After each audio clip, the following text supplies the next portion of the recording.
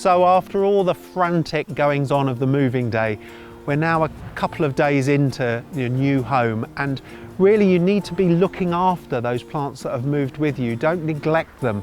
Cover them with some polythene if it's excessively hot or cold, or put a piece of fleece over them.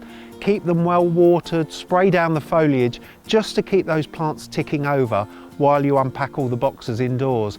But the first couple of days you really do need to get out into the garden and assess it. Think about where you might plant things in the future, how you might briefly redesign your garden, but then get on with the job of unpackaging those plants, healing them in somewhere, in some spare ground somewhere, and then also perhaps planting a few plants into their final positions if you have an idea to start with. But really, this garden's pretty much a blank canvas at the moment, so don't rush into it.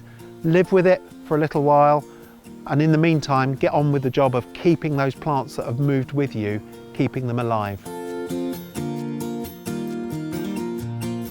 So how you deal with the plants that you've brought with you really depends on how you've planted them up or how you've transported them to the new garden.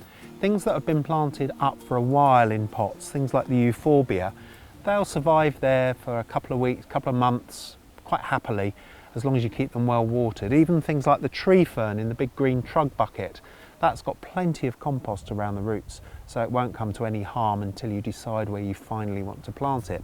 But the things that you've brought in bare root form, perhaps just wrapped up in a plastic compost bag or wrapped up in paper or cardboard, they really do need to be unwrapped pretty quickly to stop them suffering. So really just take them apart, take all the packaging off, and get them open and free to the air, and if necessary pot some of them up. But I'm just going to pot the cannas up. So I brought a canna with me, a division of a canna, and also this ginger lily, this hedechium from the tropical garden. So all I'm going to do really is pop that into a temporary pot just to save its life. And the beauty of putting them in a compost bag to bring them is that you've got the compost in the bag nice and moist, ready to plant them straight up. So just fill the pot up as you would do if you were potting anything. You don't need to be really particular about this though. You know, don't worry about the levels in the pot. All we're trying to do is save the plant's life. So fill the bottom of the container up and then a couple of handfuls of compost in around there. Just settle it in position. As I say, don't worry if there's a big gap at the top of the pot, because that's actually beneficial, because you can fill that up with water and let it soak through. Makes watering a lot easier. And then group those plants together so that they are easy to water. It's also worth looking out for any damage that's happened to your plants in transit. So things like the camellia, we've got some broken branches here where something might have fallen off on top of it in the car or in the removal van.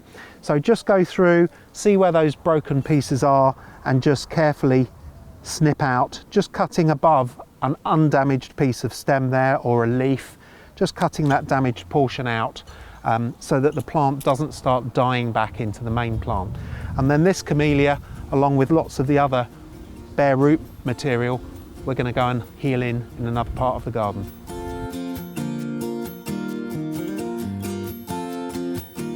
So the plants that have been wrapped up for their journey to the new garden really need to be depackaged, or anything that's been in a compost bag or into perhaps wrapped in cardboard.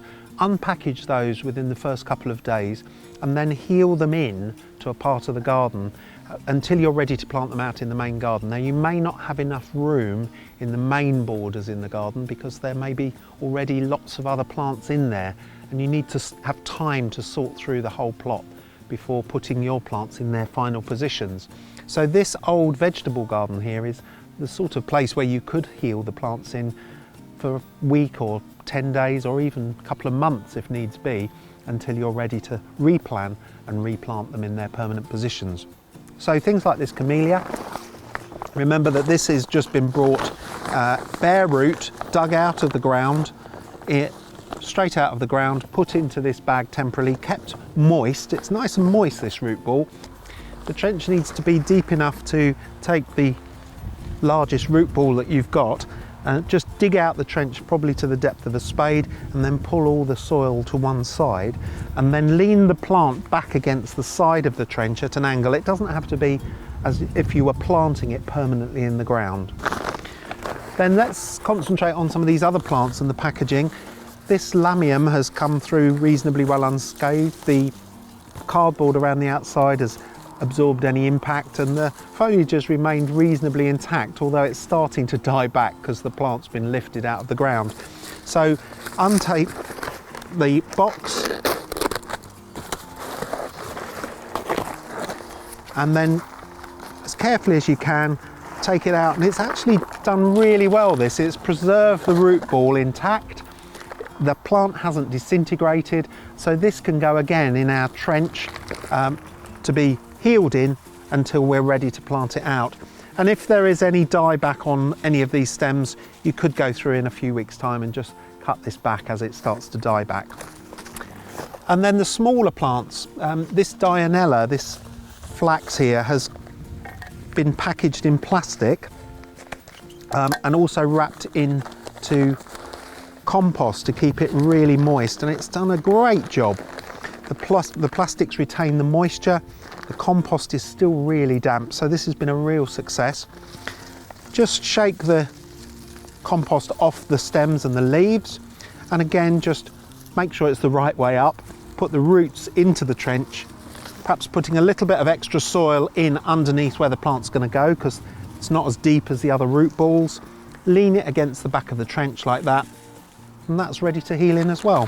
That spare bit of compost could go in there as well to help retain a bit of moisture. And then the rhubarb, we really only package this rhubarb with corrugated cardboard to absorb the impact and stop it damaging the crown.